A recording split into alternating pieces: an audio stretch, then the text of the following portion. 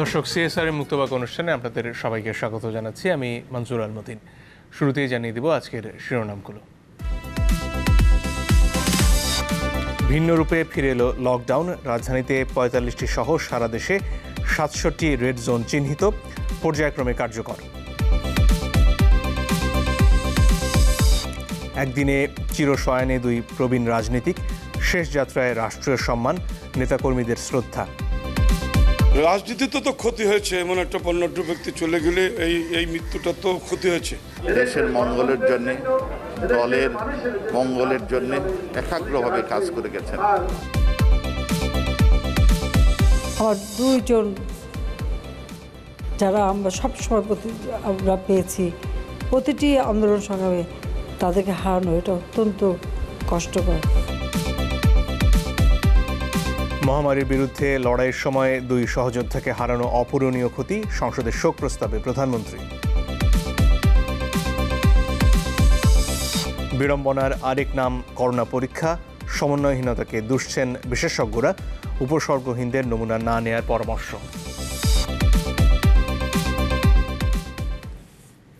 দর্শক, আপনারা দেখছেন সিএসআর এর মুক্তবাক।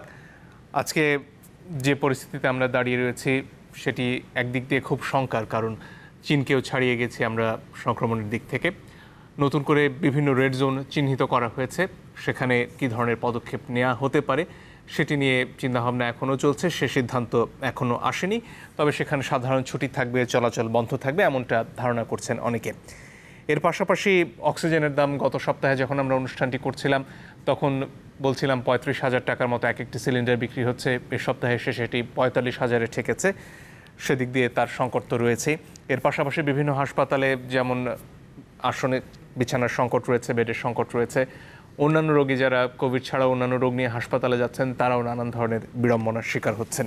এই পরিস্থিতিতে আসলে সামনে কোথায় চলেছি আমরা, সে নিয়ে আমরা কথা বলতে চাই। 3 জন সম্মানিত অতিথি যুক্ত হচ্ছেন আমাদের সাথে। আছেন অধ্যাপক ডক্টর মোহাম্মদ শহীদুল্লাহ, তিনি সভাপতি জাতীয় টেকনিক্যাল পরামর্শক কমিটি। আছেন অধ্যাপক ডক্টর দীপক কুমার মিত্র, তিনি জনস্বাস্থ্য বিশেষজ্ঞ এবং একজন সিনিয়র এপিডেমিওলজিস্ট। এবং আছেন জনাব KAM মোর্শেদ, তিনি সিনিয়র পরিচালক ব্র্যাক। আপনাদের 3 জনকে স্বাগত আমাদের অনুষ্ঠানে। দর্শক, শুরুতেই শেষের যে শিরোনামটি আপনাদের জানাচ্ছিলাম, অর্থাৎ পরীক্ষা নিয়ে এখনও বিস্তর বিড়ম্বনায় পড়তে হচ্ছে মানুষকে, সে নিয়ে একটা প্রতিবেদন তৈরি করা হয়েছে, সেটি দেখে নিতে চাই। কর্মরত থাকি, আমাদের যেখানে থাকবে সেখান থেকে স্যাম্পল নিয়ে চলে আসবে। সেটা তো ম্যাডাম ম্যান পাওয়ারের ব্যাপার। এই কথোপকথন খোদ 2 চিকিৎসকের। লোকবলের অভাবে ঢাকা মেডিকেলের করোনা ওয়ার্ডে কর্মরত ডাক্তার নিজেই নিজে নমুনা দিতে এসেছেন ল্যাবে, কিন্তু ভাইরোলজি বিভাগের প্রধানের তাতে বেজায় আপত্তি। এই কথোপকথন হালের করোনা পরীক্ষা করাতে গিয়ে যে বিড়ম্বনা, তা যেন চোখে আঙ্গুল দিয়ে দেখিয়ে দেয়। কিছু লিমিটেশন তো থাকবেই, resource limitation, laboratory limitations, manpower limitation, kit limitations, কিটের স্বল্পতা। নতুন ছেলে মেয়েদেরকে আমাদেরকে অ্যাপয়েন্ট করতে হয়েছে, 1 দিন 2 দিনের ট্রেনিংয়েই তারা স্যাম্পল কালেকশন করে আনতেছে। তাদের স্যাম্পলটা কিন্তু মানসম্মত না। খোদ চিকিৎসক যখন নিজ কর্মস্থলে করোনা পরীক্ষা নিয়ে বিড়ম্বনায় নাকাল, তখন সাধারণ মানুষের অবস্থা তথৈবচ বটে। টেস্টও করালাম, কিন্তু সেটার জন্য আমাদের 2000 টাকা লাগবে, সেটা দিতে হবে। তো আমরা রাজি হয়ে গেলাম। তো 1 দিনের মধ্যে তো আমরা পাইনি, সেটা পেতে পেতে আমাদের 4-5 দিনের কথা বলেছে, তাও ফোন দিলে ধরতো না। করোনা স্যাম্পল নিয়েছে, কিন্তু কবে রিপোর্ট পাবো সেটা এখনো বলতে পারছি না। প্রায় 1 সপ্তাহ হয়ে গেছে, তো রিপোর্টটা পাচ্ছি না। আমাদের পাশে অনেক করোনা পজিটিভ রোগী ছিল, তা আমরা তো ছোটো ভাই ফালাই দিয়ে যেতে পারি না। প্রতিদিন হাজার হাজার নমুনা সংগ্রহ করছেন যেসব মেডিকেল টেকনোলজিস্ট, তারাও কাজ করছেন বিরামহীনভাবে। দেখেন, অনেক মেডিকেল পজিটিভ আছে, আমাদের যে ইনচার্জ ছিল সেও পজিটিভ, এরকম করে পজিটিভ বেশ কয়েকজন পজিটিভ আমাদের আছে। তো দেখা যায় আমরা ঘুরে ফিরে আমরাই ব্যবহার করতেছি, কারণ একজনের পর একজন এফেক্টেড হয়ে যাচ্ছে, পরপর 2বারও হয়েছে এরকম। সামান্য উপসর্গ আছে, কারো আবার একেবারেই নেই। এমন মানুষও হাসপাতালে এভাবে ছোটাছুটি করায় নতুন করে সংক্রমণ আরও বাড়ার ঝুঁকি দেখছেন বিশেষজ্ঞরা। যতক্ষণ না পর্যন্ত তার কোনো উপসর্গ না থাকছে, ততক্ষণ পর্যন্ত কিন্তু যখন সামাজিক সংক্রমণ হয়ে গেছে তখন আর টেস্ট রিকমেন্ডেড না। সেই সন্ধ্যা পর্যন্ত লাইনে দাঁড়ানোর পরে হয়তো কেউ চান্স পেল না স্যাম্পল দেওয়ার, ওখানে দাঁড়িয়েই কিন্তু ইনফেক্টেড হচ্ছে। করোনা পরীক্ষা নিয়ে যেমন অভিযোগের শেষ নেই, তেমনি ফলাফল পেতে দেরি হওয়া থেকে শুরু করে এর বিশ্বাসযোগ্যতা নিয়েও আছে নানা প্রশ্ন। হয়তো আসল জায়গা থেকে স্যাম্পলটা নিতে পারি নাই আমরা, তাহলে সেই স্যাম্পলটা নেগেটিভ আসতেও পারে, হয়তো ভাইরাস সেখানে নাই। False positive is better than false negative. Limitation কোথায়?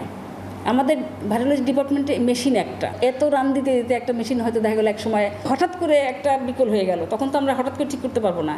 তখন এতগুলি রোগী, এতগুলি মানুষ, তাদের সেবা যত্ন কি হবে তখন? আমরা তো প্রাথমিক দিকের ল্যাব, সেক্ষেত্রে আমাদের যেহেতু মেশিন ইতিমধ্যে নষ্ট হওয়া শুরু হয়েছে, সুতরাং অন্যান্য ল্যাবগুলো কিন্তু আগামী 2-3 মাস পরেই আপনার নষ্ট হয়ে যাবে। স্বাস্থ্য অধিদপ্তর বলছে পর্যাপ্ত সব প্রস্তুতি আছে তাদের।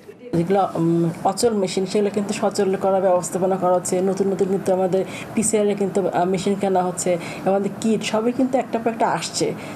নতুবা কিন্তু আমাদের এই যে একদিনে 16,000 টেস্ট সম্ভব হচ্ছিল না, এত 59টা আমাদের ল্যাব চালু করা সম্ভব ছিল না। মানুষের সীমাহীন ভোগান্তি কমাতে সংশ্লিষ্টদের পরামর্শ অকারণ পরীক্ষা না করে সচেতনতা বাড়ানো। আমরা সচেতন যদি হতাম তাহলে আমাদের হসপিটাল বার্ডেনটাও কমতো, এত সিটও লাগতো না, এত ভেন্টিলেটরও লাগতো না, এত অক্সিজেনও লাগতো না, এত স্বল্পতাও হতো না, এত ব্যবসায়িক মনোভাব নিয়ে মানুষ যে দুর্নীতি করা এটাও কমতো। কিন্তু দর্শক, শুরুতেই অধ্যাপক মিত্রর কাছে চলে যেতে চাই। যেটা আপনার কাছে শুরুতেই জানতে চাইবো সেটা হচ্ছে এই যে পরিস্থিতি, সেখানে হাসপাতালগুলোকে, সরকারি বেসরকারি দু ধরনের হাসপাতালকেই সরকারের তরফ থেকে নির্দেশনা দেওয়া হয়েছিল যে যেন তারা হাসপাতালে দু ধরনের আলাদা ব্যবস্থা করে করোনা এবং নন করোনা রোগীদের চিকিৎসার ব্যবস্থা করেন। কিন্তু বাস্তব অবস্থা যেটা দেখা যাচ্ছে যে অনেক হাসপাতালই বলছে যে করোনা নেগেটিভ এমন সার্টিফিকেট না আনলে তারা রোগীকে ভর্তি করবেন না, সে অভিযোগ বিস্তর শোনা যাচ্ছে। এর পাশাপাশি এই যে পরীক্ষার জন্য স্যাম্পল দেওয়ার পরও 5 দিন 1 সপ্তাহ অপেক্ষা করতে হচ্ছে বেশিরভাগ ক্ষেত্রেই, তাহলে এই সমস্যা থেকে বেরিয়ে আসার উপায়টা কি? ধন্যবাদ আপনাকে আমাকে আমন্ত্রণ জানানোর জন্য। প্রথমে আমি টেস্টের ব্যাপারে যদি একটু বলি আর কি, যে এখন যে অবস্থা আমাদের টেস্ট করতে হবে, সো সেক্ষেত্রে আমরা কাদেরকে টেস্ট করব সেটা কিন্তু খুবই গুরুত্বপূর্ণ। আমরা যদি সেটা ভালোভাবে সবাইকে বোঝাতে না পারি যে কোন ধরনের লোকদেরকে আমরা টেস্ট করব, সেটা প্রত্যেকটা টেস্টের একটা কিন্তু ক্রাইটেরিয়া থাকে যে এই ক্রাইটেরিয়া থাকলে করব। আপনারা হয়তো শুনেছিলেন যে এখন আমাদের অ্যাসিম্পটোমেটিক বা যাদের কোনো উপসর্গ নেই তাদের হয়তো টেস্ট করার দরকার নেই। তো সেটা আসলে সবাইকে বলতে হবে এবং কমিউনিকেশন ইজ ভেরি ইম্পর্টেন্ট। সবাই যদি জানে যে আমি এখন যে অবস্থায় আছি এবং এই পরিস্থিতিতে এই উপসর্গ নিয়ে আমার টেস্ট হবে, সুতরাং তাহলে আমি যাব। আর যদি আমি মনে করি যে আমার টেস্টের দরকার নেই তাহলে হয়তো আমি যাব না। তো সেই কমিউনিকেশন খুবই ইম্পর্টেন্ট, যাতে সবাই জানে এবং সেই অনুযায়ী যায়। কিন্তু আমার মনে হয় যে সেখানে একটা কমিউনিকেশন গ্যাপ হয়তো আছে। সবাই করতে চায় টেস্ট, এটাও একটা ব্যাপার যে টেস্ট করে নেগেটিভ হওয়াটা একটা মনের শান্তির ব্যাপার। কিন্তু এরকম পরিস্থিতিতে আসলে ক্লিয়ারলি বলতে হবে যে কাদেরকে টেস্ট করা যাবে। এবং আরেকটা জিনিস হচ্ছে যে আমরা ক্রাইটেরিয়াগুলোকে কিন্তু আমরা এভাবেই সেট করতে পারি, কারণ আমরা টেস্ট কিন্তু আনলিমিটেড করে শেষ হবে না। সুতরাং আমাদের ক্যাপাসিটি যা আছে, ক্যাপাসিটি ধীরে ধীরে বাড়ছে এবং আমাদের ক্যাপাসিটি অনুযায়ী আমাদের ক্রাইটেরিয়া সেট করতে হবে যে কোন ক্রাইটেরিয়াতে করলে আমাদের যা ক্যাপাসিটি আছে সেরকমই নাম্বার আমরা টেস্ট করতে পারবো। সুতরাং সেটা একটা ম্যানেজমেন্টের ব্যাপার এবং এটা এপিডেমিওলজিরও একটা ব্যাপার। আমরা যদি বুঝতে পারি যে আমাদের কত সংখ্যক পেশেন্ট থাকতে পারে এবং সেই অনুযায়ী যদি আমরা ক্রাইটেরিয়া সেট করি এবং আমাদের ক্যাপাসিটি যদি আমরা বিবেচনায় আনি, তাহলে আমার মনে হয় যে এটা সবাই মিলে কাজ করলে এখানে একটা নিয়ম শৃঙ্খলার মধ্যে আনা সম্ভব। এবং যারা টেস্ট করতে পারছে না, টেস্ট স্যাম্পল দিলেও রেজাল্ট পেতে দেরি হচ্ছে, সেটা হয়তো আমরা কমিয়ে নিয়ে আসতে পারবো আর কি। আর আপনি যেটা আরেকটা বলেছেন যে হাসপাতালের ব্যাপার, আসলে হাসপাতাল আসলে এখন যে অবস্থা তাতে আসলে হাসপাতালের ওরকমভাবে আমরা প্রথম থেকে আমরা শুরু করেছিলাম যে ডেডিকেটেড কোভিড হসপিটাল হিসাবে, সেটা হয়তো একদম শুরুতে যদি খুবই কম সংখ্যক পেশেন্ট যদি হতো তাহলে হয়তো কিছুটা কাজ করতো। কিন্তু আমরা একটা পর্যায়ে আমাদের হয়তো আমরা বুঝতে পেরেছি বা বোঝা উচিত আমাদের যে আসলে সেই স্ট্র্যাটেজি কাজ করবে না, তখন আমাদেরকে আসলে ইন অ্যাডভান্স সবগুলো হাসপাতালকেই ওইভাবে প্রিপেয়ার করা যাতে তারা সব ধরনের পেশেন্ট ডিল করতে পারে, যারা একদম কনফার্ম কোভিড, সাসপেক্টেড কেস এবং যারা একদম কনফার্ম কোভিড না, কারণ সবাই তো ট্রিটমেন্ট দরকার, সবাইকে যাতে সেটাও একটা ব্যবস্থাপনার ব্যাপার এবং একটা আমি মনে করি যে এটা একটা ইচ্ছার ব্যাপার আর কি। আমরা যদি সবাই এভাবে মানে ইচ্ছাটা পোষণ করি এবং যদি আমরা ব্যবস্থাপনাটা যদি করতে পারি, এবং এটার তো অনেক এক্সাম্পল আছে, এটা এমন না যে আমরা এটা নতুন করে শিখতে হবে, আমরা সেটা করে কিন্তু আসলে সেভাবে হসপিটালে ব্যবস্থাপনা করা সম্ভব। জি, অধ্যাপক শহীদুল্লাহর কাছে এবারে আসতে চাই। আপনি কি শুনতে পাচ্ছেন আমার কথা? জি, আপনারা যে পরামর্শ দিলেন আজকে বিশেষ করে বিভিন্ন রেড জোন চিহ্নিত করে, তা নিয়ে বোধহয় এক ধরনের সন্দেহ মানুষের মধ্যে কাজ করে যে আসলে সবগুলো একসাথে এখনই লকডাউন হয়ে যাচ্ছে কিনা, বা পর্যায়ক্রমে হলে সেটার চেহারাটা কি দাঁড়াবে, আগের মতো কি পুরো ঢাকা শহরই বন্ধ হতে চলেছে নাকি সেটা একটি একটি করে এলাকা করে হবে, সে ব্যাপারে কি আপনারা কোনো পরামর্শ দিয়েছেন নাকি সেটা সরকারি সিদ্ধান্ত নেবেন? একটু জিনিস পরিষ্কার করে বলা যাচ্ছে, সেটি হলো যে আমাদের পরামর্শ কমিটি আমরা সারা বাংলাদেশটাকে 3 ভাগে ভাগ করতে পেরেছিলাম। আমাদের একটু শুনতে বোধহয় অসুবিধা হচ্ছে, একটু প্রতিধ্বনি হচ্ছে। আপনার যদি ইয়ারফোন থাকে সেটা ব্যবহার করলে বোধহয় ভালো হয়। আপনার কাছে আবারও ফিরে আসবো, জনাব একে মোর্শেদের কাছ থেকে এই ফাঁকে ঘুরে আসতে চাই। এই যে লকডাউন অবস্থা, তার ব্যাখ্যা বোধহয় আমরা শোনার চেষ্টা করছিলাম অধ্যাপক শহীদুল্লাহর কাছ থেকে, তার কাছে আবারও ফিরে যাব। শুরু থেকে লকডাউনের কথা বলা হচ্ছিল, সেখানে সাধারণ ছুটি হলো এবং দীর্ঘদিন তার মধ্যে আমরা থাকলাম। তারপরে আবার কিছুদিন সব কিছু খুলে দেয়া হলো, এখন আবার এলাকাভিত্তিক লকডাউনের কথা হচ্ছে। আপনি এই ব্যবস্থাকে কিভাবে দেখবেন? আমি এই ব্যবস্থাকে স্বাগত জানাই ব্যক্তিগতভাবে। আমার কাছে যেটা মনে হয় যে এইটা হয়তো একদম প্রথম থেকে করলেই ভালো হতো, কিন্তু কি ভালো হতো সেটা নিয়ে এটা মনে হয় যে আমাদের এই সারা বাংলাদেশ লকডাউন করতে যে আমাদের রিসোর্সেস গুলিকে আমরা খুব থিনলি ভাগ করে দিয়েছিলাম, তাতে করে ইমপ্লিমেন্টেশনে কিছু ঝামেলা ছিল। সারা বাংলাদেশ একইভাবে কোভিডে আক্রান্ত না, এক একটা এলাকায় কোথাও কোথাও বেশি, কোথাও কোথাও কম। সব বাংলাদেশে পুরাটা ইকোনমিকে বন্ধ করে রাখার কোনো মানে হয় না, কারণ এতে করে যারা অতি গরিব গ্রামের লোক, কৃষি ব্যবস্থা ভেঙে পড়ছিল। তার চেয়ে বরং যদি আমরা আসলে বাংলাদেশকে যেসব জায়গায় আসলে এর সংক্রমণের ঝুঁকিটা বেশি, আমি নিজেও উত্তরায় আছি যেটা অন্যতম রেড জোন, সো যেখানে বেশি সেই জায়গাটাকে যদি পুরোপুরি লকডাউন করা যায়, এবং লকডাউন ইমপ্লিমেন্ট করার জন্য আমাদের যে রিসোর্সেস আছে, সেটা আইন শৃঙ্খলা বাহিনী বলেন, সেটা আমাদের যারা ত্রাণ বিতরণ করে তাদের এই ভলেন্টিয়ারের সংখ্যা বলেন, চিকিৎসা কর্মীদের সংখ্যা বলেন, সেইগুলি যদি আমরা এইসব পকেটে বৃদ্ধি করি, যাতে করে লোকে লকডাউনটা মানতে পারে। এখন আপনি যদি যারা অসহায় দরিদ্র আছে এইসব লকডাউন এলাকায়, তাদের কাছে যদি খাদ্য পৌঁছাতে না পারেন, তাহলে তাদের সামনে তখন জীবন জীবিকা এরকম একটা প্রশ্ন সামনে আসবে। তাতে করে প্রায়ই দেখা যাবে জীবিকা জিতবে এবং জীবন ক্ষতিগ্রস্ত হবে। কাজে এইটা একটা ভালো বুদ্ধি যে আমরা যেখানে যেখানে সংক্রমণ বেশি সেই জায়গাটাকে চিহ্নিত করে সেখানে যদি আমাদের যা যা রিসোর্স দরকার, চিকিৎসা কর্মী, ত্রাণ, সাহায্য, ভলেন্টিয়ার, এই যে টেস্টিং, এইগুলিকে কনসেন্ট্রেট করি, তাহলে শুরুতে যেটা প্রশ্ন আসছিল যে অনেকে টেস্টিং করাচ্ছেন যার দরকার নাই, সেইটা হয়তো কিছুটা কমবে। কারণ ওই যে ভয়, ভীতি, আশঙ্কা, না জানা, এই জন্য অনেকে করাচ্ছেন যাদের হয়তো আদারওয়াইজ কোনো সিমটম নাই বা হয়তো করাতে হবে না। আমরা যদি এরকম স্পেসিফিক্যালি এক্স্যাক্টলি কি হবে জানি না, কিন্তু যেটা হবে, যেটা আমরা দেখেছি অন্যান্য জেলায়, সেটা ভালো হচ্ছে বলেই দেখেছি। এক্ষেত্রে ঢাকার যে চিত্র আমরা পাচ্ছি তাতে তো ৪৫টি এলাকা এবং ঢাকার একটি বড় অংশই আসলে লকডাউনে পড়ে যাচ্ছে। একটা উদাহরণ যদি টানি, একদম গুলশান থেকে শুরু করলে গুলশান, মহাখালী, ক্যান্টনমেন্ট, তারপর মিরপুর, কল্যাণপুর, মোহাম্মদপুর, একেবারে টানা একটা বিরাট এলাকায় তো লকডাউন হয়ে যাচ্ছে। তাহলে কি কার্যত পুরো শহরটাই লকডাউনে চলে আসছে আবারও?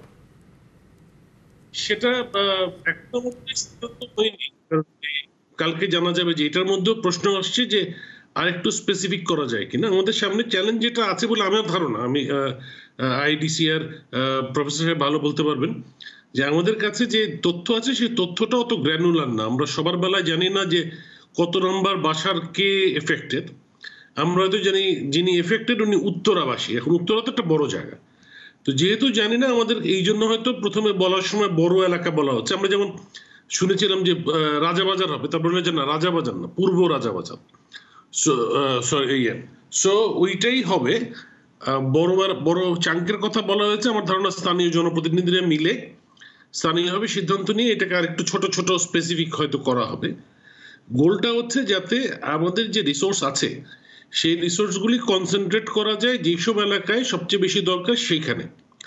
সো এটাকে আমি খুব পজিটিভলি নিচ্ছি যে এর মাধ্যমে যে সমস্যাটা আমাদের প্রথমে হয়েছিল, যে সারা বাংলাদেশ লকডাউন করতে যে একবার পুলিশ যদি এখানে নজর দেয় তো আরেক জায়গায় সমস্যা হয়, ওখানে দিলে ওরকম হয়, এইখানে ত্রাণ দিতে গেলে ওইখানে দেওয়া যাচ্ছে না, যার ফলে জনগণের জন্য লকডাউনটা মেনে চলা, জীবন জীবিকা নির্বাহ করাটা সমস্যা হচ্ছিল। সো আমরা যদি এই সাহায্যটা জনগণকে করি, যেখানে বেশি দরকার সেখানে বেশি পরিমাণ রিসোর্স ডিপ্লয় করি, সেইটা যে কোনো বিচারেই স্মার্ট একটা পদ্ধতি হবে বলে আমার ধারণা। জি, ধন্যবাদ। একটা বিরতির সময় হয়ে গেছে, এই ফাঁকে আমরা আরও একটি প্রতিবেদন দেখে নিতে চাই। প্রতিবেদন দেখে আমরা বিরতিতে যাব। সেটা হচ্ছে যে 45টি এলাকা, রাজধানীতে সহ আরও বেশ কিছু এলাকায় লকডাউনের যে প্রস্তাবনা করা হয়েছে সেটি নিয়ে প্রতিবেদনটি তৈরি করা হয়েছে, সেটি দেখে নিতে চাই। কোভিড-19-এর উৎপত্তিস্থল চীনের সংক্রমণকে ছাড়ানোর পরদিন আরও ৩,১৪১ জন শনাক্ত হলো বাংলাদেশে। মারা গেছেন ৩২ জন, তাদের ২৪ জনই ৫০ ঊর্ধ্ব। স্বাস্থ্য অধিদপ্তরের নিয়মিত অনলাইন ব্রিফিংয়ে জানানো হয়, সরকারি বেসরকারি 7টি ল্যাবে একদিনে পরীক্ষা হয়েছে ১৪,৫০৫টি নমুনা। মোট সংক্রমণের সংখ্যা দাঁড়ালো ৮৭,৫২০ জনে, কিন্তু কাজে আসছে না কোনো প্রচেষ্টা। আজকের প্রায় সকল পত্রিকার এই বিষয়ে গবেষণার খবর এসেছে যে মাস্ক করোনা সংক্রমণের ঝুঁকি কমায় এবং অনেক দেশ শতভাগ মানুষ মাস্ক পরে করোনা সংক্রমণ কমিয়েছে। কাজেই সকলের প্রতি আবারও অনুরোধ জানাচ্ছি, যার যার অবস্থান থেকে শতভাগ মাস্ক পরা নিশ্চিত করুন। সাধারণ ছুটি বাতিলের পর বেড়েই চলেছে সংক্রমণ। পরিস্থিতি এতটাই ভয়াবহ যে মন্ত্রিসভার সদস্য থেকে শুরু করে সাধারণ মানুষ রেহাই মিলছে না কারোরই। এ অবস্থায় সংক্রমণের মাত্রা ভেদে জোন ভিত্তিক লকডাউন কার্যকর করতে যাচ্ছে সরকার। বর্তমানে রাজধানীর পূর্ব রাজাবাজার এলাকায় পরীক্ষামূলক লকডাউন চলছে, যা নিয়ে মিশ্র প্রতিক্রিয়া বাসিন্দাদের মাঝে। সিরিয়াল লিখতে যা দেরি হইতেছে, আবার কেউ মনে করে যে এটা যৌক্তিক না, এগুলোর আবার ব্যাখ্যা করতে হয়। পারফেক্ট রিজন যদি তার কাছে থেকে থাকে তাহলে অবশ্যই তাকে বের হতে দিচ্ছে, কোনো প্রকার ভোগান্তির শিকার তাকে হতে হচ্ছে না। জনপ্রশাসন প্রতিমন্ত্রী জানান, চিহ্নিত রেড জোনগুলোতে পর্যায়ক্রমে লকডাউন দেয়া হবে। রেড জোনে আমাদের সাধারণ ছুটি থাকবে ওখানে, আর 15 তারিখের পরে যে বিষয়টি, আমরা যে স্বল্প পরিসরে যেভাবে চলছে, আমাদের পরবর্তী নির্দেশনা না দেওয়া পর্যন্ত এইভাবে চলতে থাকবে। সীমিত আকারে অর্থনৈতিক কর্মকাণ্ড, অফিস আদালত এবং যেভাবে নির্দেশনা আছে ওই নির্দেশনাগুলো থাকবে। মাঝখানে আমাদের রেড জোন, আমরা এটা পাওয়ার পরে, প্রজ্ঞাপন পাওয়ার পরেই ঢাকার বিভিন্ন জায়গাতে রেড জোন আমরা ঘোষণা করব এবং সেভাবে আমরা কার্যক্রম শুরু করব। খিলগাঁওয়ে খাল পরিষ্কার কর্মসূচির উদ্বোধন শেষে ঢাকা দক্ষিণের মেয়র বলেন, জনগণের কষ্ট লাঘব করেই তার এলাকায় লকডাউনের সিদ্ধান্ত নেওয়া হবে। এলাকার কাউন্সিলর, সংসদ সদস্য এবং অন্যান্য কর্মকর্তাদের সাথে মত বিনিময় করে আমরা সেটা যেগুলো লাল এলাকা হিসেবে চিহ্নিত হবে আমরা সেখানে আটকাতে সে ব্যবস্থা করব। তবে আমরা জনগণের সাথে আছি, জনগণের যে কষ্ট, যে সমস্যাগুলো হবে সেগুলো লাঘবের ব্যবস্থা নিয়েই আমরা এই লকডাউন বা আটকাদেশ আমরা কার্যকর করব। কোন কোন এলাকা রেড জোনের আওতায় পড়বে তা এরই মধ্যে চিহ্নিত করেছে স্বাস্থ্য অধিদপ্তর। লাল অঞ্চলে সাধারণ ছুটি সহ থাকবে চলাচলে কঠোর বিধিনিষেধ। ইসলাম, লিংকন। অধ্যাপক শহীদুল্লাহ, আপনার কাছে ফিরে আসতে চাই এবারে। ক্ষমা করবেন, আগেরবার শুনতে পাচ্ছিলাম না আপনার কথা। যেটা জানতে চাইছিলাম যে এই যে আপনার পরামর্শ দিলেন রেড জোন তৈরি করে, সে অনুযায়ী এগুলো কি সব একসাথেই লকডাউনে চলে যাচ্ছে না পর্যায়ক্রমে হবে, তার কোনো পরামর্শ আপনারা দিয়েছেন নাকি পুরোটাই সরকারের উপরে ছেড়ে দেওয়া হচ্ছে? আসলে এই জিনিসটার একটা বিভ্রান্তি দূর করা দরকার। সেটি হলো যে আমরা বলেছিলাম যে বাংলাদেশকে সংক্রমণের হারের উপরে তীব্র সংক্রমিত জায়গা, মাঝারি এবং অল্প, সেটাকে কালার কোডে যখন বলা হচ্ছে তখন বলা হচ্ছে যে রেড, ইয়েলো, গ্রিন। একটু আগে আমরা শুনতে পেলাম যেটা কথাটা যৌক্তিক, যে সারা বাংলাদেশে আমরা সাধারণ ছুটি দিয়েছিলাম 2 মাস 6 দিন পর্যন্ত, সেটা কিন্তু প্রপার লকডাউন ছিল না। তাহলে প্রপার লকডাউন করতে গেলে যে রিসোর্সের দরকার, সেই রিসোর্সটাকে ঠিক মতো ব্যবহার করতে গেলেই আসলে আমাদেরকে দেখতে হবে যে সবচেয়ে বেশি খারাপ কোথায়, রেড জোন। অর্থাৎ আমরা যদি আলটিমেটলি সাধারণ ছুটি এবং লকডাউন ঘোষণা করি, তাহলে লকডাউন যদি রেড জোনে করা হয় তাহলে এইটা বাস্তবায়ন করা সহজ হবে। গ্রিন এবং ইয়েলোতে আমাদের অত রিসোর্সের দরকার নাই, আমরা এইভাবে বলেছি। কিন্তু এক্স্যাক্টলি বাংলাদেশকে যে রেড, ইয়েলো, গ্রিন, এটা কিন্তু কে কোনটা হবে, এটা কিন্তু আমাদের পরামর্শ কমিটি না, এটা স্বাস্থ্য মন্ত্রণালয় এবং আমাদের A2I যেটা অ্যাক্সেস টু ইনফরমেশন IT মন্ত্রণালয় এবং আরো কিছু আন্তঃমন্ত্রণালয় মিলে এই কাজটা করছে। সেই ক্ষেত্রে এখন যে ঘোষণাটা আসলো এর ফলাফল কি হতে চলেছে, সেই সিদ্ধান্ত কি হয়েছে না সেটাও তাদের উপর নির্ভর করছে, স্বাস্থ্য মন্ত্রণালয়ের উপর? এইটা আমাদের দেখবার বিষয় যে টোটাল জিনিসটা কি করে। কিন্তু আমাদের তরফ থেকে যদি বলি, আমরা একটা বলেছি যে সাধারণ ছুটির পাশাপাশি রেড জোনে যদি লকডাউন এবং সেটা কঠোর মানে কারফিউ দেওয়ার মতো যদি প্রয়োজন হয় তাহলে করলে কাজ হবে। আর আমরা যদি শুধু সাধারণ ছুটি ঘোষণা করি, প্রপার লকডাউন না করি, মানুষ বাসায় থাকলেও আবার কেউ কেউ রাস্তায় বেরিয়ে গেল যে কোনো কাজে, তাহলে কিন্তু কোনো কাজ আসবে না। এটা আমাদের লাস্ট অপরচুনিটি বলে আমরা মনে করি যে আমরা যদি ডিজিজটাকে কন্টেইন করতে চাই তাহলে রেড জোনগুলোতে সাধারণ ছুটির পাশাপাশি কঠোর লকডাউন দেওয়া প্রয়োজন। কিন্তু এক্ষেত্রে রাজধানীতে যে ৪৫টি এলাকা এখন পর্যন্ত এই রেড জোন বলে চিহ্নিত হচ্ছে, তাতে তো শহরের একটা বড় অংশই চলে আসছে। এত বিপুল এলাকা, অনেক মানুষ সেখানে বসবাস করেন, তাদেরকে আসলে লকডাউনের মধ্যে এনে তাদেরকে খাবার সরবরাহ করার মতন রিসোর্স কি আমাদের রয়েছে কিনা? আর সেইটাই বলতে গেলে আমি যেটা বলতে চাই যে এই যে ৪৫টা, এইটা কিন্তু এই যে স্বাস্থ্য মন্ত্রণালয় বা অধিদপ্তর মন্ত্রণালয় এবং আমাদের আইটি মন্ত্রণালয় মিলে করেছে। আমরা এক্স্যাক্টলি ৪৫টা নাকি ৪০টা বা ৩০টা এটা আমরা আসলে বলি নাই। কিন্তু যেভাবে এখন এই তালিকাটা করা হয়েছে, আপনি ব্যক্তিগতভাবে কি মনে করেন যে এক্ষেত্রে এইভাবে সবগুলো থেকে একসাথে লকডাউন করা সম্ভব কিনা, আমাদের যে সক্ষমতা রয়েছে এই মুহূর্তে? রিসোর্সের যদি সীমাবদ্ধতা থাকে তাহলে ভিন্ন ইস্যু, কিন্তু আমি অবশ্যই মনে করি যে এই পুরো জায়গাটাকে যদি আসলে আমরা লকডাউনে না আনতে পারি তাহলে কাঙ্ক্ষিত ফলাফল পাওয়া যাবে না। এখন ধরুন এই যে পাশাপাশি রেড জোনগুলো রয়েছে তার মধ্যে যদি পর্যায়ক্রমে করা হয়, ধরুন মিরপুর করা হলো কিন্তু কল্যাণপুর করা হলো না বা মোহাম্মদপুর করা হলো না, তার ফলাফলটা কি দাঁড়াবে? এইটার মধ্যে আমি আপনাদের বলি, আসলে সবসময় কোনো একটা মতের পক্ষে বিপক্ষে থাকে। আমাদের টেকনিক্যাল কমিটির যে epidemiology and public health, that is জনস্বাস্থ্য বিশেষজ্ঞদের যে পার্টিকুলার মতামত যেটা আমরা সরকারকে দিয়েছি, যে কোনো এলাকাকে একটু বড় করে মানে বৃহত্তর আকারে যদি লকডাউন করা যায় তাহলে ফলাফলটা বেশি পাওয়া যাবে। আর একেবারে খুব ছোট ছোট ছোট ছোট পকেটে করলে ম্যানেজমেন্টের দিক থেকে এটা সুবিধা, কিন্তু অতটা কার্যকর নাও হতে পারে। জি, ধন্যবাদ। একটা বিরতির সময় হয়ে গেছে, আপনাদের কাছে আবারও ফিরে আসবো। দর্শক সঙ্গে থাকবেন আশা করি।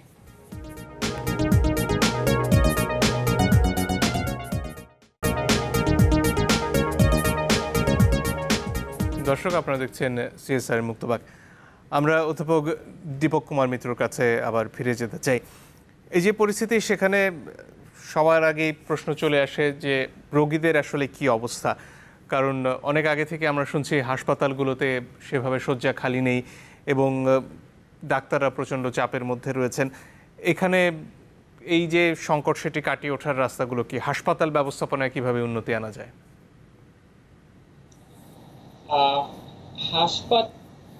ধন্যবাদ আপনাকে। হাসপাতালের ব্যাপার হচ্ছে যে আমরা যদি আরো একটু বিস্তৃত আকারে চিন্তা করি যে কোভিড-19 পেশেন্ট যারা আক্রান্ত বা যারা আইডেন্টিফাইড হবে, শনাক্ত হবে, তাদের টোটাল ব্যবস্থাপনা, এবং আমরা জানি যে একটা বড় ধরনের মানে বড় একটা অংশ আমরা কিন্তু বাড়িতে বসেই কিন্তু আসলে ব্যবস্থাপনা করতে পারি যদি সেভাবে আমরা চিন্তা করি। কিন্তু হাসপাতাল ব্যবস্থাপনায় কিভাবে উন্নতি আনা যায়?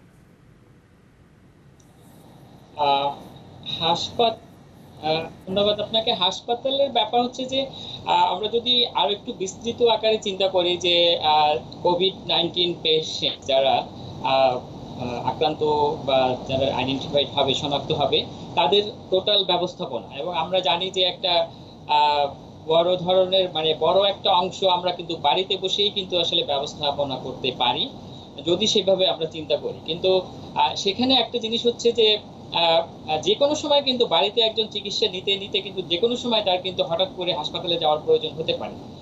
তো তখন একজন পেশেন্ট তখনই সে বাসায় থাকবে যদি তার সেই ট্রাস্টটা থাকে, সেই কনফিডেন্সটা থাকে যে যখনই তার দরকার হবে তখন তার ট্রান্সপোর্ট এবং হাসপাতালের বেড খালি, হাসপাতালের চিকিৎসা সেটা পাবে, সেটা সম্ভব। আমি সত্যি কথা বলি, আমার অনেক পরিচিত লোকজন যারা আমরা দেখেছি, আমার কাছে মনে হয়েছে তারা হাসপাতালে ভর্তি হয়েছে কিন্তু আমার কাছে মনে হয়নি যে তাদের আসলে ওই সময় হাসপাতালে ভর্তি হওয়ার দরকার। কিন্তু তারা অনেক সময়ের আগেই কিন্তু তারা হাসপাতালে ভর্তি হয়ে কিন্তু বেড অকুপাই করে রেখেছে। তার কারণ হচ্ছে যে তারা জানে না যে যখন দরকার হবে তখন তারা হাসপাতালের কেবিন বা বেডটা পাবে কিনা।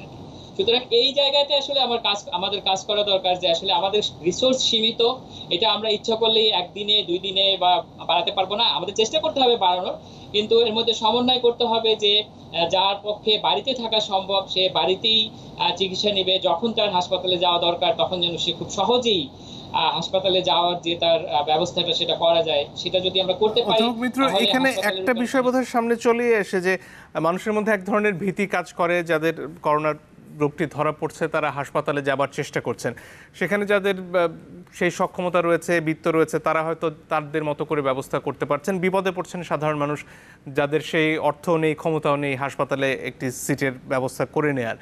তাহলে এখানে সরকারের ভূমিকা কি হবে? নিয়ন্ত্রকরা কি করবেন? সরকার অবশ্যই এখানে যে নেতৃত্ব প্রদানের যে ব্যাপারটা, যে লিডারশিপ বা স্টুয়ার্ডশিপ আমরা যেটা বলি, সেটা তো পলিসি তৈরি করা, গাইডলাইন তৈরি করা, সেটা অবশ্যই করবেন।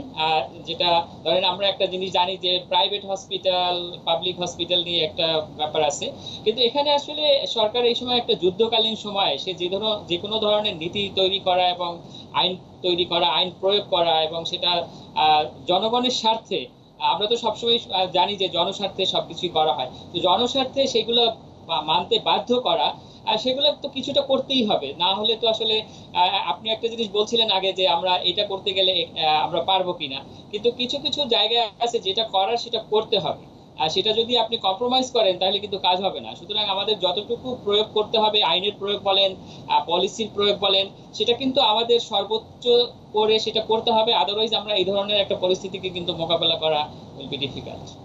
অধ্যাপক শহীদুল্লাহ, আপনার কাছে ফিরে আসতে চাই।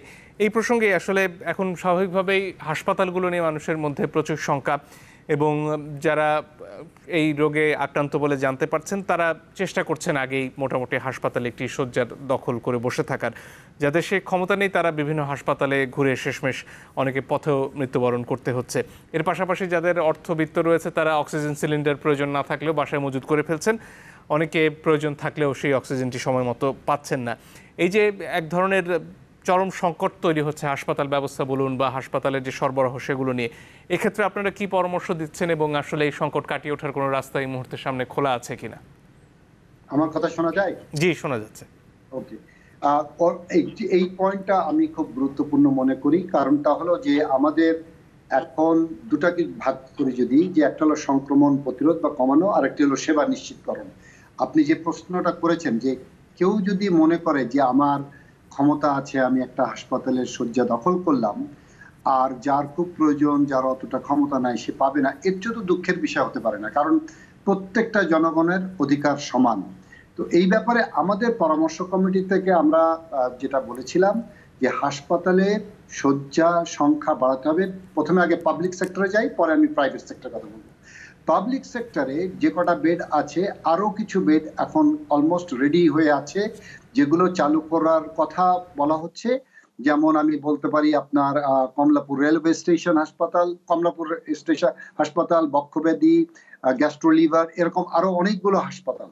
তো এই হাসপাতালগুলোর ভর্তিটা করার জন্য কতগুলো জিনিস দরকার, সেটা হলো যে সেখানে ডাক্তার, নার্স, প্যারামেডিক্স এবং ক্লিনার তাদের পদায়ন। সেকেন্ড হলো চিকিৎসার যে অন্যান্য আনুষঙ্গিক যে যন্ত্রপাতি সেগুলো ঠিক করা। এগুলো কোনো জায়গায় একটা আছে তো আরেকটা একটু ঘাটতি আছে, সবগুলোই রেডি হওয়ার পরেই দেখা যাবে এই রোগীগুলো ভর্তি করার জন্য আমরা প্রায় 2,500 থেকে 3,000 বেড পেয়ে যাব। তো আমি জানি যে স্বাস্থ্য অধিদপ্তর এটা সর্বোচ্চ চেষ্টা করছে। আমাদের মানে পরামর্শ হলো এইটা যত তাড়াতাড়ি পাওয়া যায়, যাতে একটি লোক না বলে যে আমি ভর্তি হতে চেয়েছিলাম কিন্তু আমি ভর্তি হতে পারছি না। এটা হলো পাবলিক সেক্টরে। প্রাইভেট সেক্টরে কিন্তু দায়িত্ববোধ আছে, তাদেরকে বারংবার বলা হয়েছে, তাদের গাইডলাইন তৈরি করে দেওয়া হয়েছে যেন তারা তাদের দায়িত্ব পালন করে, এবং সেখানে তো তারা অনেক সময় অর্থের বিনিময়েও চিকিৎসা দিচ্ছে। তাই যদি হয় তাহলে তারা যদি এগিয়ে আসে তাহলে যারা অর্থবিত্ত তারা সেইখানে চলে যেতে পারবে। পাবলিক সেক্টরটা সবার জন্য উন্মুক্ত থাকলো। আমার মোদ্দা কথা হলো যে পরামর্শ কমিটি আমরা বলেছি যে বাংলাদেশের কি প্রাইভেট কি পাবলিক সেক্টরে অ্যাডিকুয়েট নাম্বার অফ বেডস যাতে থাকে, যাতে কোনো একটি রোগী যেন না বলে যে আমি ভর্তি হতে পারলাম না। কিন্তু এই যে বিভিন্ন হাসপাতালে বলা হচ্ছে যে করোনা নেগেটিভ এমন সার্টিফিকেট নিয়ে না আসলে তারা ভর্তি নেবেন না, সেক্ষেত্রে কি সরকারের কোনো নজরদারি নেই? এটা একটা জিনিস আজকে আপনার মাধ্যমে আমি সারা দেশবাসীকে বলতে চাই। সেটা কখন ছিল? যখন আমাদেরই এক সময় পরামর্শ ছিল যে কোভিড নন কোভিড আলাদা আলাদা, কিন্তু এখন কিন্তু বলা হচ্ছে কোভিড নন কোভিড সব রোগী একই হাসপাতালে চিকিৎসা হবে। তাহলে তো আপনার এই সার্টিফিকেটের কোনো ইট ইজ নট ইমপ্লাইড। তাহলে এখন যে কোনো রোগী যখনই হাসপাতালে যাবে তাকে কিন্তু সেবা দেওয়া শুরু হয়েছে, কিন্তু হয়তোবা কোনো জায়গায় এটা ভালো মতো হচ্ছে, কোনো জায়গায় ভালো মতো হচ্ছে না, যার ফলে আমরা মিশ্র প্রতিক্রিয়া বা মিশ্র খবর পাচ্ছি। জি, জনাব মোর্শেদ আপনার কাছে ফিরে আসতে চাই। হাসপাতাল ব্যবস্থা নিয়ে আপনাদের কোনো পরামর্শ যদি থেকে থাকে, বিশেষ করে আপনারা তো একেবারে মাঠ পর্যায়ে সারা দেশেই কাজ করছেন, উপজেলা পর্যায়ে পর্যন্ত একেবারে স্থানীয় পর্যায়ে যে স্বাস্থ্যসেবার অবকাঠামো রয়েছে সেখানে সব মিলিয়ে এই সক্ষমতার সর্বোচ্চ ব্যবহার কিভাবে করা চলে? একটা হচ্ছে যে পরামর্শটা আসছে যে আমাদের সবাই যেন ভর্তি না হন এবং কারা ভর্তি হবেন কারা হবেন না এটা যেমন ঠিক করা দরকার। একই রকম ভাবে যে ট্রায়াজের কথা বলা হচ্ছে যে প্রথমে একজন রোগী ভর্তি হবেন, উনি এক জায়গায় থাকবেন, তারপর ডিটারমাইন্ড হবে উনি কি কোভিড রোগী কি না, হলে উনি কোভিডের সেকশনে যাবেন, না হলে অন্য সেকশনে যাবেন। এই জিনিসটা আমরা শুনছি, বলা হচ্ছে 2-3 সপ্তাহ হয়ে গেল।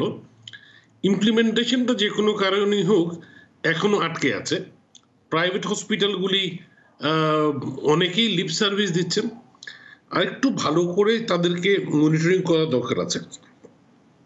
টেস্টিং নিয়ে যেটা সমস্যা হচ্ছে আমরা দেখছি যে এখনো কোনো ল্যাবে হয়তো 6 দিনের টেস্টিং এর কালেকশন পড়ে আছে এখনো ব্যাকলগে। তো যদি 6 দিন যে মনে করেন কোনো একটা টেস্টিং সেন্টারে টেস্ট হয় দিনে 500টা, তো 6 দিনেরটা পড়ে থাকা মানে 3000 রোগী তার টেস্টিং পড়ে আছে। যদি 20% তাদের ইনফেকশন রেট হয়, তাহলে অন্তত 600 লোক যাদের কোভিড পজিটিভ তারা জানছেন না এবং তারা ঘোরাঘুরি করছেন, সমাজে মিশছেন, কারণ তারা জানেন না তাদের রোগটা হয়েছে কি হয়নি। সো এইসব মিলিয়ে টেস্টিং ফ্যাসিলিটিটা স্পেশালি যাদের পিসিআর মেশিনের সংখ্যা, মানে আমরা দেখছি 3টা জিনিসেরই যেন সমন্বয় হচ্ছে না। একবার হয় কিট থাকে না, কিট থাকলে পিসিআর মেশিন থাকে না, পিসিআর মেশিন আসলে আবার কালেকশন থাকে না। সো এই 3টা জিনিস সমন্বয়টা ফিল্ডেও খুব জরুরি। আমরা বিভিন্ন ডিভিশনাল টাউনে দেখছি, যেমন আমি যদি সিলেটের কথা বলি, সিলেটে দিনে কালেকশন হয় সিলেট ডিভিশনে অ্যারাউন্ড 600টা টেস্ট কিট, আর সিলেটে টেস্টিং ক্যাপাসিটি সব মিলিয়ে 400। সো 200 থেকে 300 টেস্ট আবার ঢাকায় পাঠাতে হয়। এই জিনিসগুলি খুব যে জটিল পরিকল্পনা তা না, কিন্তু আমার কেন জানি মনে হচ্ছে যে একটু ওভারঅল বিগ পিকচারটা দেখাটা জরুরি। যারা দায়িত্বে আছেন তারা দেখছেন না বা দেখতে পাচ্ছেন না তা আমি মনে করি না, কিন্তু আমাদের সবসময় আমার মনে হয় যে একদিন দেরি করা যেমন খুব ক্ষতিকর, কারণ প্রত্যেক দিন নতুন নতুন রোগী আসছে, প্রতিটা রোগী আবার 3 জনকে ছড়াচ্ছে। সো এটা একটা গাণিতিক হারে বাড়ছে, এটা যেমন সত্যি কথা। তারপরেও এই চটজলদি পদক্ষেপ নিতে যে আমরা এই তালটা হারিয়ে ফেলছি কিনা, যে এই কয়েকটা জিনিস একসাথে হওয়া উচিত, স্পেশালি ঢাকা এবং ঢাকার বাইরে। তবে আমার একটা ব্যক্তিগত অভিজ্ঞতা হচ্ছে, আমাদের যারা গ্রামে শহরে যারা আমাদের কলিগ আছে তাদের সাথে কথা বলে মনে হচ্ছে যে ঢাকার বাইরে চিকিৎসাটা এখনো ভালো। চিকিৎসকের দেখা পাওয়া যায়, চিকিৎসক সময় দেন, নার্সরা কাছে আসে।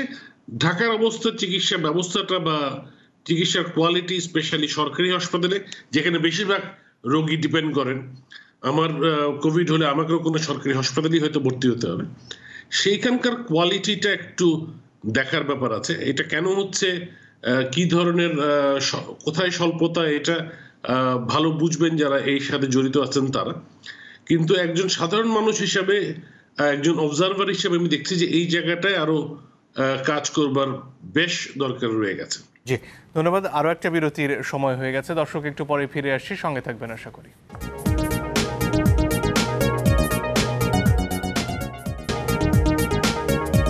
দর্শক, আপনারা দেখছেন সিএসআর মুক্তবাক। শুরুতেই অধ্যাপক মোহাম্মদ শহীদুল্লাহর কাছে ফিরে আসতে চাই। এই যে পরিস্থিতিতে আমরা রয়েছি, সেখানে একেবারে পৃথিবীর শীর্ষ 20টি সংক্রমিত দেশের মধ্যে আমরা উঠে এসেছি, চীনকে ছাড়িয়ে গেছি। এর মধ্যে সামনে আসলে আর কতটুকু দুর্যোগ অপেক্ষা করছে? সবগুলো কর্মসূচি যদি সফল হয়, লকডাউনগুলো যদি কার্যকর হয়, আসলে সেই পিকের কথা আমরা শুরু থেকে বলে আসছি, সেটা কত দূরে তার কোনো ধারণা এখনো করা যাচ্ছে কিনা? আমি সবসময় কিন্তু একটি কথা বলে এসেছিলাম যে পৃথিবীর অন্যান্য দেশের সঙ্গে আমাদের একটা তফাৎ আছে। সেটি হলো যে অন্যান্য দেশ যখন পিকের ব্যাপারে প্রজেকশন করে তখন তাদের একই ধরনের ঘটনা চলতে থাকে। অর্থাৎ আমি যদি আমেরিকা, ইউরোপ, চায়নাকে ধরি, তাহলে দেখা যাবে যে তাদের লকডাউন বলি, শিথিল বা কঠোর, একই পরিস্থিতি চলছে। আমাদের জন্য কি হয়েছে? আমরা যখন সাধারণ ছুটি ঘোষণা করলাম, প্রথম দিকে একরকম ছিল, কিছুদিনের মধ্যে দেখা গেল মানুষ আর নিয়ম কানুন মানছে না, বেরিয়ে গেছে। তারপরে হলো কি, ঈদের সময় যে গণ যাতায়াত, তারপরে হলো গার্মেন্টস খোলার নিয়ে 2 ধরনের বিভ্রান্তিমূলক প্রচার এবং গাদাগাদি করে শ্রমিকদের ঢাকায় আসা এবং ফেরত যাওয়া। এরপরে আমরা দোকানপাট খুলে দিলাম। এই ঘটনার পরে কিন্তু আপনার ক্যালকুলেশন ঠিক থাকবে না। আমি বারবারই একই কথা বলবো, ক্যালকুলেশন ঠিক থাকবে না। যার ফলে আমরা অনেকে বলেছিলাম মের শেষের দিকে, কেউ বলেছিলাম আমরা যে আমাদের এইটা জুনের দিকে হবে, কিন্তু আসলে আমরা এখনো বলতে পারবো না পিক কবে আসবে। তবে এটুকু বলা যায় আমরা এখনো ঊর্ধ্বমুখী।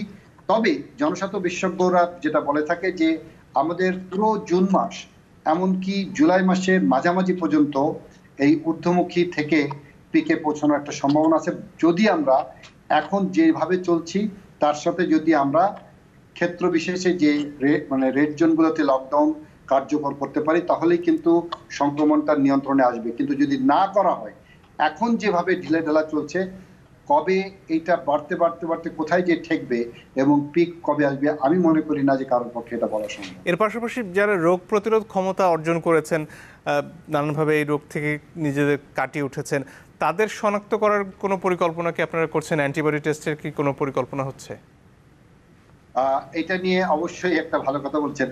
প্রথম দিকে বিস্তর ছিল আপনার, যেটাকে বলে তর্ক বিতর্ক, পক্ষে বিপক্ষে। তবে এটার একটা অবশ্যই লাভ আছে। অ্যান্টিবডি টেস্টের মাধ্যমে যারা আসলে অলরেডি এই ডিজিজে আক্রান্ত হয়ে তাদের মধ্যে ইমিউনিটি ডেভেলপ করেছে, সেই অ্যান্টিবডির মাধ্যমে আমি সেরো সার্ভিলেন্স করতে পারি। এটা হলো 1 নম্বর। 2 নম্বর হচ্ছে কার মধ্যে রোগ প্রতিরোধ ক্ষমতা কেমন সেটা বলা যেতে পারে, কারণ এটা দেখা গেছে যে কারোর মধ্যে কিন্তু ভালো হওয়ার পরে অ্যান্টিবডি পজিটিভ, তার টাইটার ভালো, তার মানে সে ইমিউন হলো, কিন্তু কারোর মধ্যে হচ্ছে না, তার মানে তার সংক্রমণের ঝুঁকি থেকেই গেল। সেটি একটি বোঝা যায়। আর বিশেষ করে যদি কখনো প্লাজমা থেরাপিকে আমরা গাইডলাইনে আনতে পারি, সেই কনভালেসেন্ট প্লাজমার মধ্যে যদি অ্যান্টিবডি ভালো মতো থাকে, তাহলেই দিলে কাজ হবে, না হলে কাজ হবে না। সেক্ষেত্রে অ্যান্টিবডি টেস্ট একটা ভূমিকা আছে। সেই ক্ষেত্রে আমার মনে হয় এটা এখন বিবেচনার দাবি রাখে। জি, ধন্যবাদ। অধ্যাপক মিত্র, আপনার কাছে ফিরে আসি। এই মুহূর্তে এই যে প্লাজমা থেরাপি সহ আরও অনেক কিছুর কথা বিশ্ব স্বাস্থ্য সংস্থার তরফ থেকে বলা হচ্ছে, আমাদের যে গাইডলাইন এখন পর্যন্ত রয়েছে সেখানে আর কোনো পরিবর্তন প্রয়োজন কিনা, এবং সব মিলিয়ে একেবারে আপ টু ডেট থাকার জন্য আর কি কি করণীয় এই চিকিৎসা বা মোকাবেলার ক্ষেত্রে? এটা তো আপ টু ডেট অবশ্যই থাকতে হবে। তার কারণ হচ্ছে যে এটা আমরা সবাই প্রথম থেকেই জানি যে এটা একটা নতুন ভাইরাস, এবং পৃথিবীর কেউই আসলে তেমন কিছু জানতো না, কিন্তু আস্তে আস্তে সবাই শিখছে। এবং যারা শিখছে তাদের কাছ থেকে যাদের আগে হয়েছে তারা আগে শিখেছে। যেমন চায়নাতে প্রথমে হয়েছে, তাদের অনেক কিছু লার্নিং অন্যরা নিয়েছে, তারপরে ইউরোপে, তারপরে আমেরিকাতে, সেখানে যা কিছু লার্নিং ছিল সবাই অন্যদের শেখাটা এটা একটা পজিটিভ দিক, এবং সেখান থেকে শিখেই আমাদেরকে অ্যাকশনটা করতে হবে, অ্যাক্ট করতে হবে। এবং সেক্ষেত্রে ওয়ার্ল্ড হেলথ অর্গানাইজেশন তারা নিশ্চয়ই একটা গ্লোবাল লিডারশিপ সবসময় দিয়ে থাকে।